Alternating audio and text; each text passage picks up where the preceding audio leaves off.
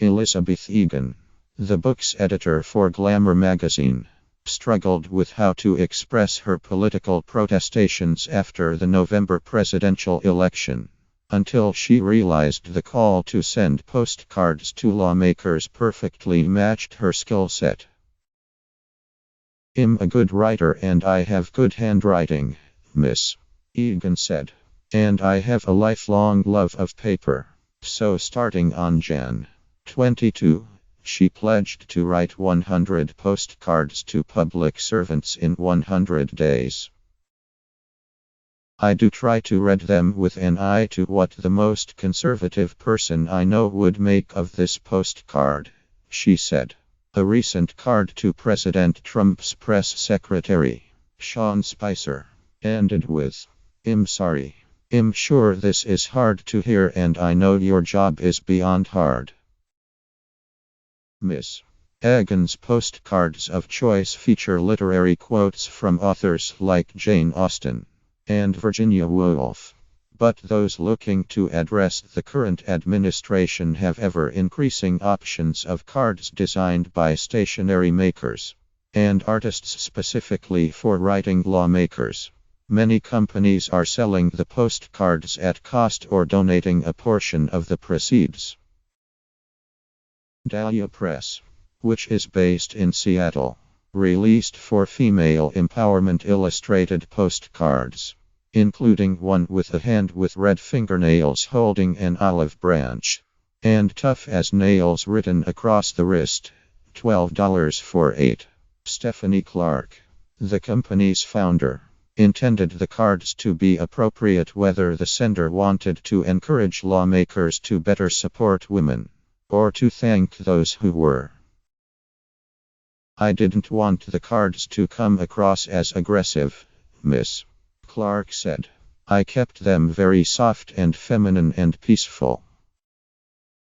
Saying thank you is one of the purposes of the Waternet Super PAC Postcard Action Kit collection, which includes messages like, "Thanks for working for justice. You've got my vote," for those with whom a sender disagrees.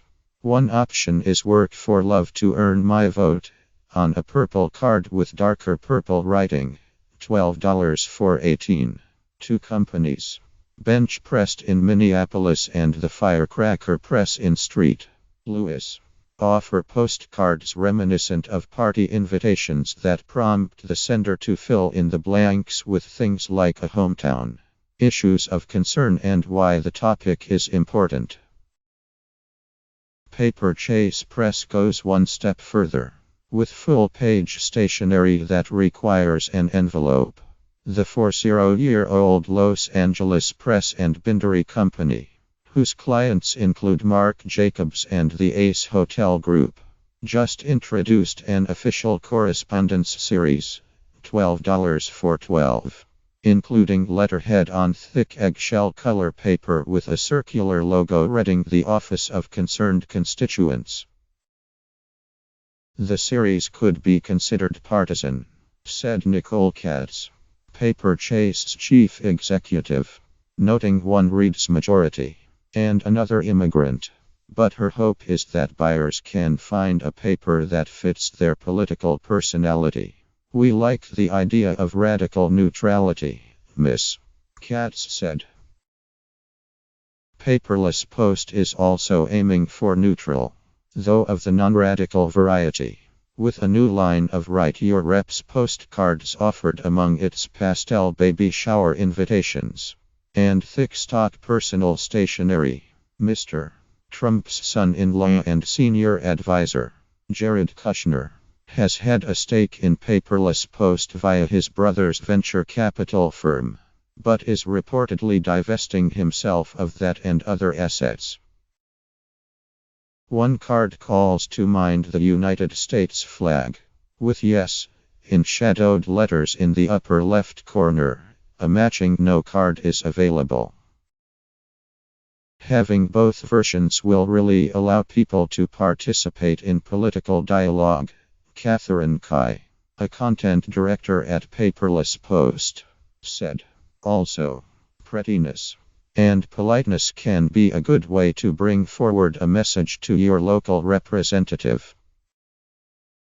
Dana Dahl, Executive Director of Treetops Collective, a refugee advocacy group in Grand Rapids, Mick, was looking for politically powerful but polite postcards when she found printable postcards on Instagram from Love Letter America, a collection by various artists designed for writing to lawmakers with imagery of America's strengths.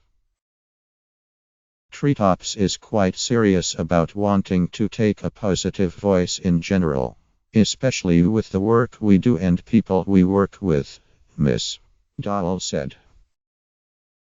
So when she and a stationery-obsessed colleague gathered with fellow advocates last month to write to Representative Justin Amash, Republican of Michigan and a member of the House Freedom Caucus, they used downloadable postcards reading Dear America, I love you, atop a pink drawing of the United States, and another with an illustration of the Statue of Liberty above the words Give me your huddled masses yearning to breathe free.